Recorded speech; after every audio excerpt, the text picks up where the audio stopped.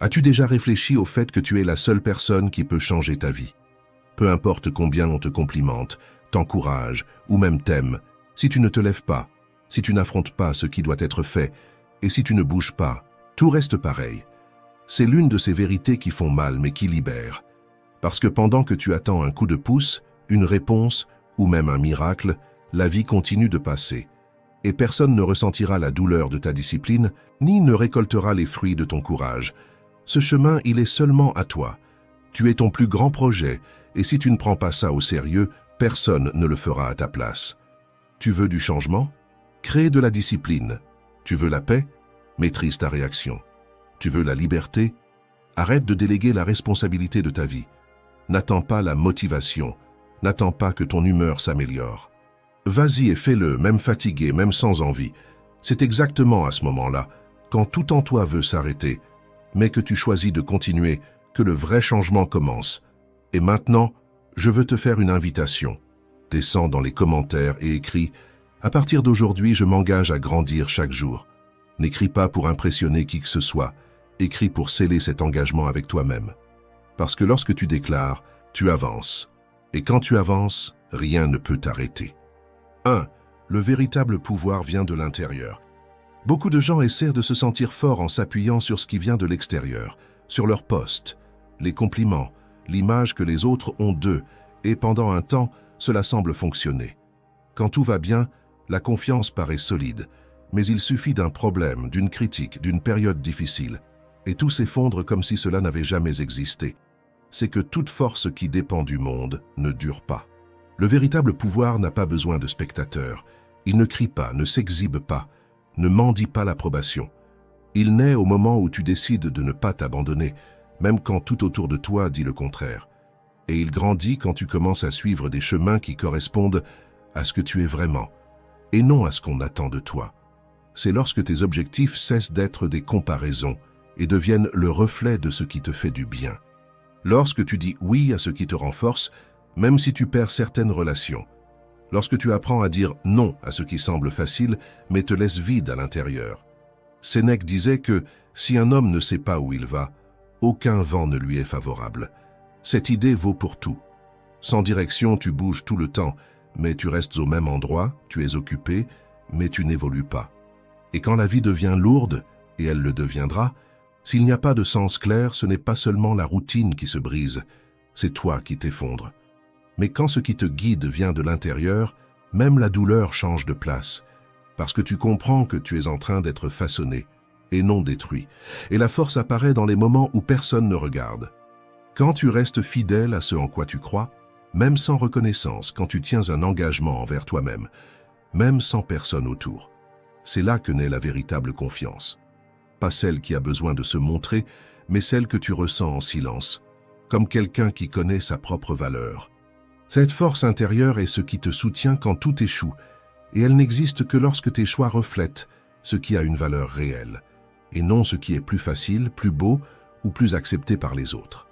Épictète disait « Ne cherche pas à être loué, mais à être digne de louange ». Et cela se manifeste dans les gestes simples, dans chaque choix que tu fais quand personne ne te regarde. Parce que le monde peut te retirer beaucoup de choses, mais jamais la personne que tu as choisi d'être. 2. Arrête de tourner en rond. Définis ton chemin. Vivre sans savoir où l'on veut arriver, c'est comme marcher sans but sur une route qui ne finit jamais. Tu avances, tu te fatigues, tu trébuches, tu essaies de nouveaux chemins, mais tu n'évolues pas vraiment. Et le pire, ce n'est pas d'être perdu, c'est de s'habituer à l'être. Se réveiller en pilote automatique, accomplir des tâches, éteindre des incendies, régler ce qui se présente, et appeler cela la vie. Mais ce n'est pas vivre, c'est survivre avec efficacité, sans transformation. Avoir un objectif clair, ce n'est pas faire des listes à la fin de l'année ou nourrir des envies qui abandonnent au premier obstacle. C'est avoir une direction, quelque chose qui t'aide à distinguer ce qui est important de ce qui semble seulement urgent. Car lorsque tout semble nécessaire, n'importe quelle distraction devient une priorité, et n'importe quelle excuse paraît acceptable. Sans clarté, tu perds le contrôle de ta propre vie. Tu sautes d'une idée à l'autre en pensant que le problème vient du plan, des gens, de l'environnement. alors qu'en réalité ce qui manque, c'est une connexion avec ce qui compte vraiment. Tu commences à accumuler des projets, des désirs, des promesses, et malgré tout, tu ressens un vide. Mais ce vide ne vient pas d'un manque d'options, il vient d'un manque de sens, et seul celui qui s'arrête et regarde en lui-même avec sincérité trouve un sens.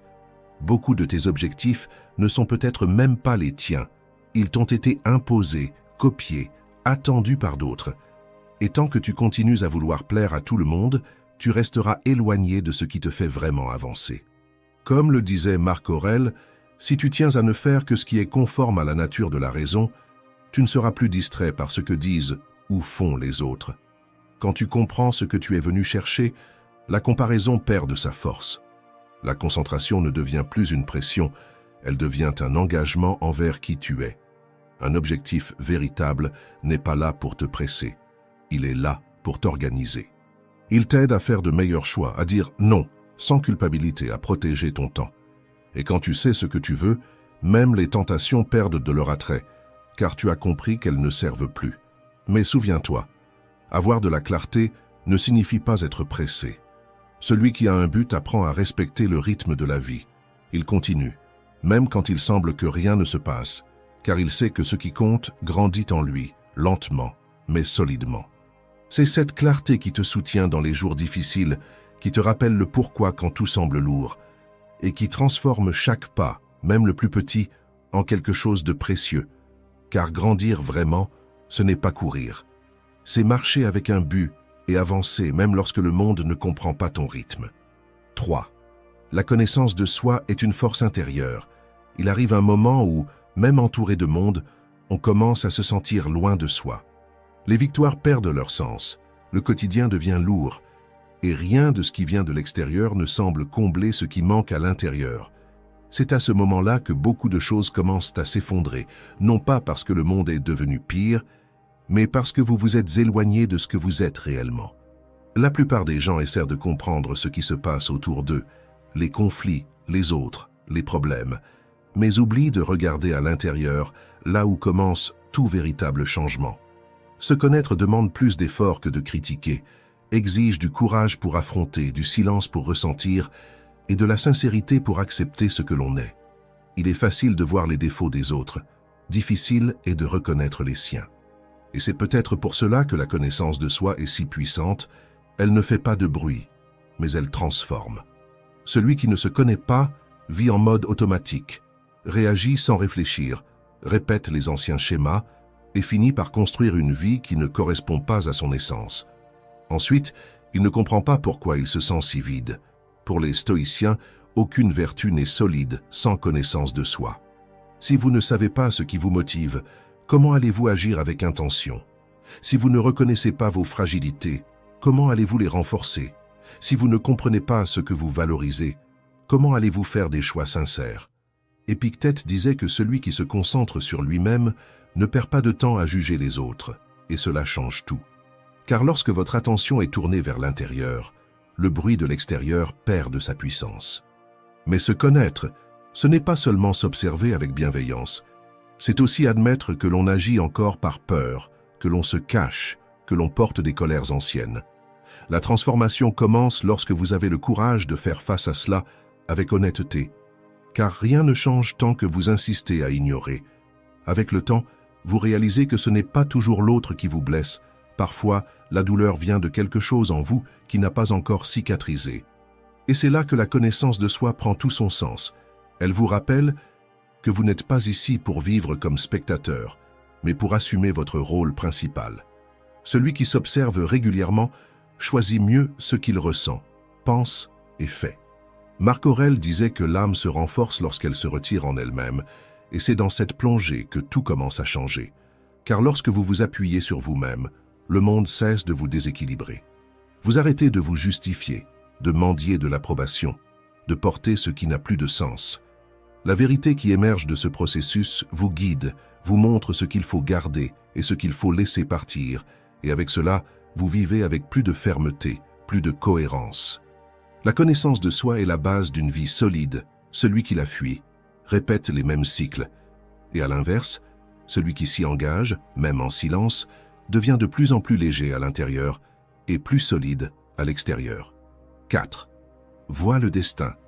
Trace le chemin. Avant de conquérir quoi que ce soit, tu dois savoir ce que tu cherches, avec clarté, profondeur et sincérité. Toute réalisation commence comme une image mentale, comme une graine qui germe d'abord à l'intérieur. Mais ce qu'on voit le plus souvent, ce sont des gens qui essaient de changer sans vraiment savoir ce que cela signifie. Ils veulent du nouveau, sans comprendre le poids que cela exige. Ils souhaitent atteindre le sommet, mais refusent la montée. Visualiser n'est pas fantasmer, ni répéter des phrases creuses en espérant des miracles. C'est construire une vision intérieure si nette qu'aucun obstacle ne peut l'effacer. C'est voir avec une telle clarté ce que tu veux, que même la fatigue prend un sens. Elle cesse d'être une punition et devient une partie du chemin. Visualiser, c'est s'engager dans l'effort, dans la constance, dans les jours difficiles, et pas seulement dans le résultat final. L'esprit doit précéder le corps, mais peu de gens parlent de cela. Il ne suffit pas d'imaginer la victoire, il faut visualiser le processus. Les jours sans motivation, les moments de doute, la discipline silencieuse. Quand tu te prépares à cela, l'inconfort ne fait plus peur, il devient un entraînement. Et c'est là que tu cesses de chercher la facilité et que tu commences à chercher la force de continuer, même quand c'est difficile. Marc Aurèle disait « La qualité de ta vie dépend de la qualité de tes pensées ». Et c'est vrai. Des pensées confuses créent des objectifs fragiles qui s'effondrent à la première difficulté. Mais quand la vision est solide, même les faux pas prennent de la valeur. Tu ne fuis plus l'effort. Tu avances avec un but en sachant que le chemin te façonne. Il ne te trompe pas. Cette image mentale, nourrie chaque jour, devient une carte, un guide pour les moments sombres, pour les jours où tout semble partir en vrille. Mais cette carte n'apparaît pas toute seule. Elle a besoin d'intention, d'attention et d'action. Visualiser sans agir, c'est comme planifier sans commencer. C'est le mouvement qui rend la vision réelle. Épictète disait « Dis-toi d'abord ce que tu voudrais être, puis fais ce que tu as à faire ». C'est exactement ça. Tu décides qui tu veux être, et ensuite tu agis en conséquence. Car sans clarté, toute énergie se disperse. Mais quand la pensée et l'action s'alignent, tu te renforces de l'intérieur. Et cela, personne ne peut te l'enlever. Visualiser avec sincérité, c'est le début de celui qui a choisi de vivre avec une direction. Agir avec constance, c'est ce qui transforme cette direction en réalité. Et quand cela se produit, ce qui n'était qu'un désir devient un chemin. Et le bon chemin, parcouru avec intention, construit n'importe quel destin. 5. Commence à prendre le contrôle de ta routine. Le problème, ce n'est pas le manque de temps, c'est de le laisser filer sans s'en rendre compte. Quand tu ne choisis pas comment utiliser tes heures, quelqu'un d'autre choisit pour toi. Et sans t'en apercevoir, tes journées se remplissent de tâches qui t'occupent, mais ne t'emmènent nulle part. Les engagements s'accumulent, les urgences qui ne sont pas les tiennes prennent de la place, et ce qui est important est constamment repoussé. Jusqu'à ce qu'un mois passe, puis une année, et que l'essentiel reste encore reporté, avec cette vieille excuse « je n'ai pas eu le temps ». Organiser ton emploi du temps, ce n'est pas seulement planifier des horaires. C'est un acte de conscience. Avant de répartir tes engagements, tu dois te rappeler ce qui compte vraiment. Sans cela, tout ce qui fait le plus de bruit prendra la place de ce qui a de la valeur. Tu continues à dire « oui » pour faire plaisir, par habitude ou par peur. Et sans t'en rendre compte, tu dis « non » à ta santé, à tes projets et à tout ce qui te rend plus fort. Ton agenda montre ce que tu es en train de prioriser. S'il est rempli de choses qui n'ont pas de sens, c'est peut-être que tu laisses encore les autres décider de ce qui est prioritaire pour toi. Sénèque disait que le problème, ce n'est pas que la vie soit courte, c'est qu'on la gaspille. Pas seulement avec des distractions évidentes, mais avec des routines qui nous éloignent de nous-mêmes. Chaque engagement que tu ne prends pas avec ce qui compte est une invitation ouverte à l'insignifiant. Et cette confusion ne commence pas dans l'horloge, elle commence dans l'esprit. Quand tu ne sais pas ce que tu veux, ta routine devient un amas d'activités dispersées, sans lien avec ce que tu recherches. Si tu ne t'engages pas envers ce qui a de la valeur, tu finiras la semaine épuisé mais figé. Tu auras l'air productif, mais tu ne te sentiras pas accompli. Tu feras beaucoup, mais tu construiras peu. Marc Aurèle a écrit « Ce qui n'est pas utile à la ruche ne l'est pas davantage à l'abeille. Autrement dit, si quelque chose ne contribue pas à la vie que tu veux, cela ne devrait pas non plus occuper ton présent. C'est pourquoi chaque élément de ton agenda doit passer par un filtre simple. Est-ce que cela me rapproche de la personne que je veux devenir? Est-ce que cela me renforce ou est-ce que cela me distrait? Parce que le temps ne revient jamais, et personne ne va le protéger à ta place. Bien vivre, ce n'est pas avoir plus d'heures, c'est savoir quoi faire de chacune d'elles. Et ce changement commence quand tu cesses de t'adapter au rythme des autres et que tu commences à utiliser ton temps comme quelqu'un qui comprend que, en réalité, il est la vie elle-même. 6. Donne la priorité à ton évolution. Tu es toujours disponible pour le travail, pour les urgences, pour les exigences qui n'en finissent pas. Tu résous des problèmes, tu livres des résultats, tu soutiens ce que l'on attend de toi. Mais lorsqu'il s'agit de prendre soin de toi-même, tout devient un plan B. Comme si grandir intérieurement pouvait attendre. Et c'est dans ce « je verrai ça plus tard » que beaucoup se perdent, parce qu'ils dépensent trop d'énergie à maintenir ce qu'ils ont et presque aucune à construire ce qu'ils pourraient devenir. Il est trop facile de tout donner aux autres et de s'oublier. Et le plus contradictoire, c'est que cela est encore perçu comme une vertu. Être toujours occupé, toujours pressé, toujours à répondre à tout. Mais derrière cette routine bien remplie, il y a une fatigue invisible. Des gens qui font beaucoup, mais se sentent vides. Qui passent leur temps à résoudre mais n'évoluent pas. Travaillent pour survivre mais ne grandissent pas par choix. Donner la priorité à ta croissance, ce n'est pas de l'égoïsme, c'est de l'intelligence. Car sans évolution, tout ce que tu construis à l'extérieur reste instable. Sans clarté, tu acceptes n'importe quelle proposition. Sans préparation émotionnelle, chaque conflit devient une tempête. Sans direction, chaque chemin semble juste, jusqu'à t'éloigner de qui tu es vraiment. Grandir exige des pauses, exige des choix, et surtout, exige de la constance. Elle est dans la décision de se lever un peu plus tôt pour apprendre quelque chose de nouveau, de réfléchir au lieu de se distraire. De se poser une question simple à la fin de la journée, qu'est-ce que j'ai fait pour moi aujourd'hui? Sénèque disait, tant que nous sommes parmi les hommes, soyons humains. Pour lui, l'humanité se mesurait par la vertu, non par les conquêtes ou le statut. Autrement dit, ce qui te soutient vraiment n'est pas à l'extérieur, mais ce que tu construis à l'intérieur. Et cela naît du courage de continuer à grandir, même quand personne ne regarde. Lorsque tu t'engages dans ton évolution, tes décisions changent, tes mots prennent du poids, tes actions s'alignent avec tes valeurs, et surtout, tu apprends à te protéger, car celui qui se connaît se respecte, et celui qui se respecte n'accepte pas n'importe quel environnement, ne s'attache pas à n'importe quelle relation, ne négocie plus son essence. Grandir demande des efforts, mais cela n'a pas besoin d'être parfait. Commence petit, une lecture, une nouvelle habitude, un moment rien qu'à toi. S'il y a de la constance, cela devient une racine, et une racine solide résiste même dans un sol difficile. Beaucoup attendent la chance. Ceux qui choisissent de grandir s'aiment, même pendant les jours durs. Et quand l'opportunité arrive, ils ne courent pas. Ils sont déjà prêts, parce qu'ils n'ont pas attendu. Ils se préparaient. Épictète disait, ce n'est pas ce qui t'arrive qui compte, mais comment tu réagis à ce qui t'arrive. Et pour réagir avec sagesse, il faut avoir une structure. Et la structure, ça se construit, pas dans la précipitation, mais dans la vérité. Celui qui ne grandit pas répète, celui qui ne se comprend pas se perd, et celui qui ne se renforce pas de l'intérieur s'effondre au premier choc.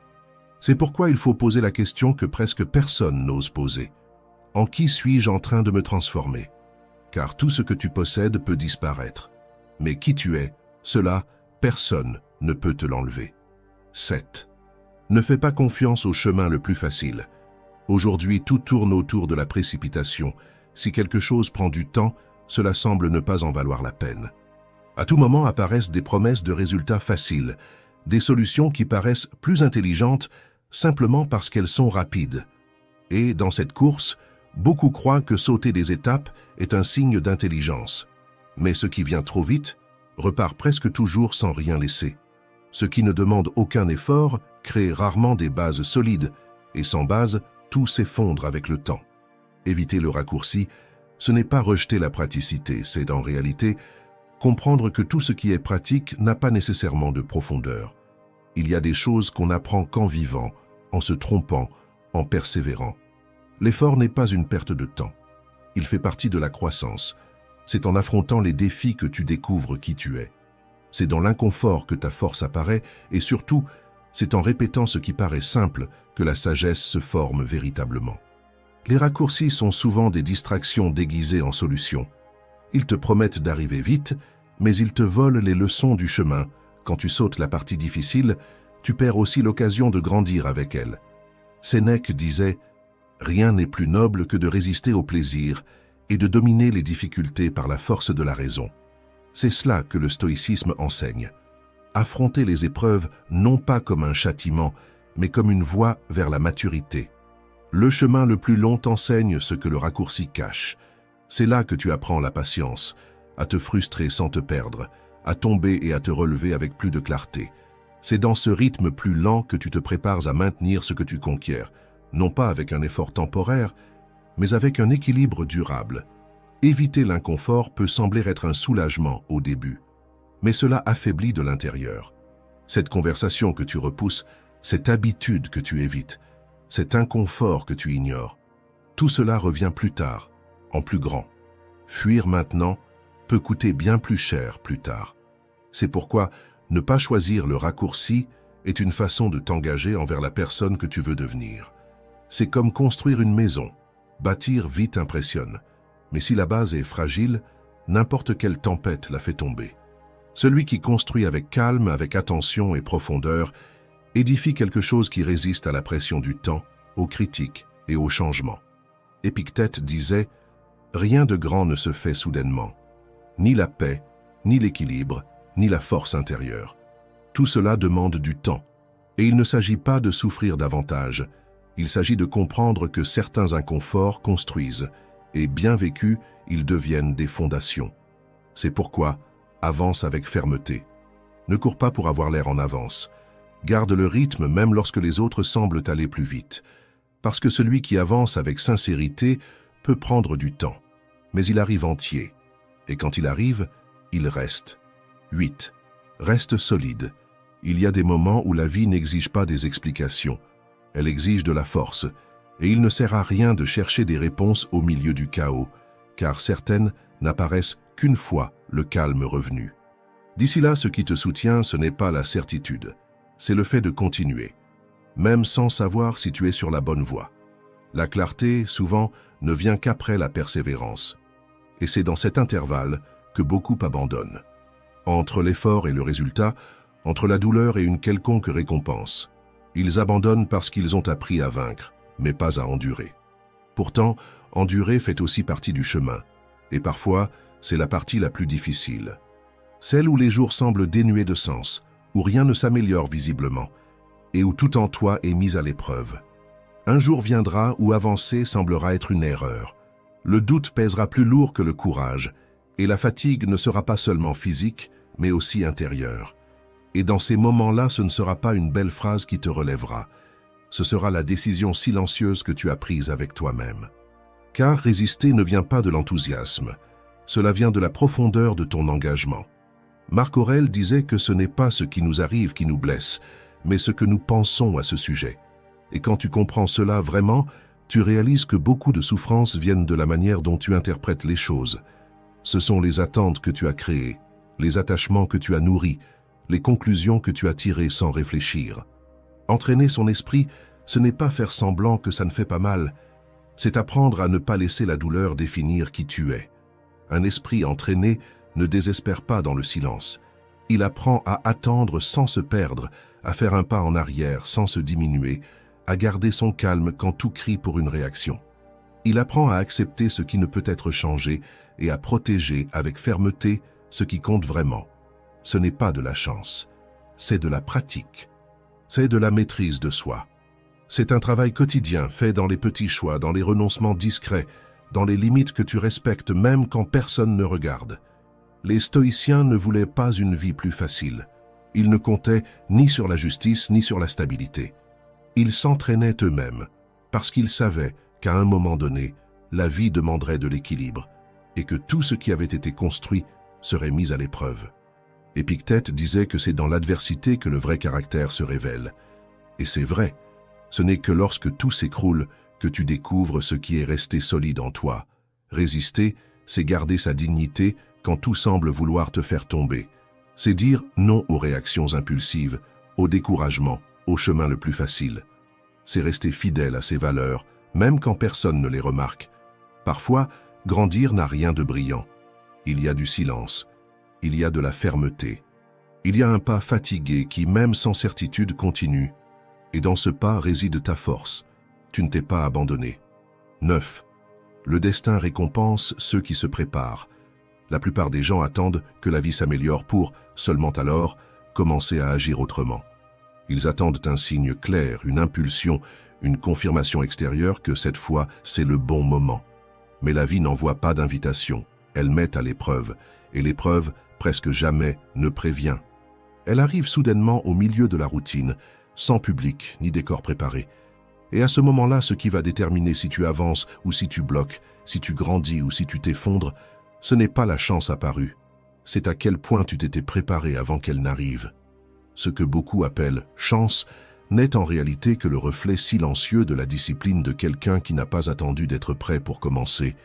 La personne qui lisait alors que personne ne l'exigeait, qui étudiait sans examen prévu, qui a construit des habitudes solides, même sans urgence, qui gardait sa concentration pendant que le monde se reposait. La bonne opportunité ne transforme personne, elle révèle simplement celui qui était déjà en train de devenir quelqu'un, bien avant d'en avoir une raison. Si tu attends de te sentir motivé pour agir, tu manqueras les meilleurs moments de ta vie. Car le monde ne suit pas ton rythme, il ne s'arrête pas pour te laisser du temps. Et si tu insistes pour avancer seulement lorsque tu es inspiré, tu seras toujours en retard sur ceux qui ont appris à construire, même sans certitude. Celui qui anticipe ne vit pas dans l'attente de l'idéal, il vit engagé dans la préparation.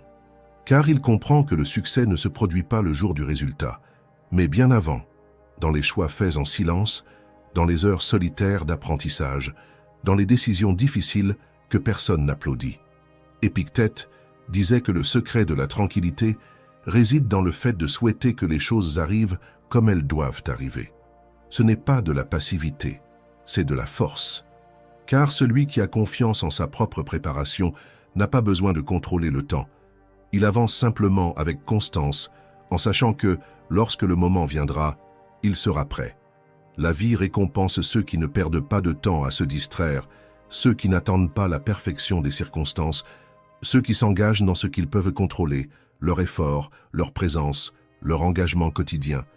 Ceux qui vivent en anticipant sont qualifiés d'exagérés, d'obsessionnels, voire d'anxieux. Mais plus tard, ce sont ces personnes-là qui se distinguent, non pas parce que l'univers les a favorisées, mais parce qu'elles ont construit un univers intérieur assez fort pour ne pas dépendre de la chance.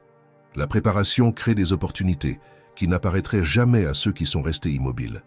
Et lorsque la vie place tout le monde devant le même défi, ceux qui étaient prêts avancent, pendant que les autres essaient encore de comprendre ce qui s'est passé.